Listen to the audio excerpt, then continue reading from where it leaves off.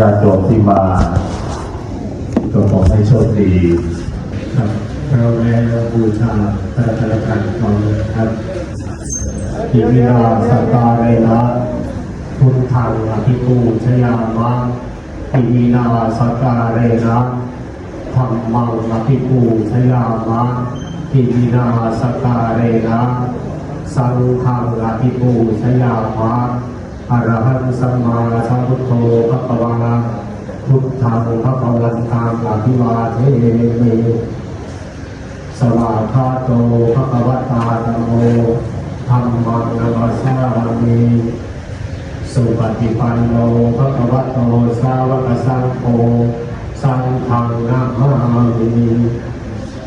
ต่อไปรัตนาสิกขาไปนะครับสาธุมยังพันเตวิสุงวิสุงรัตนาทายะ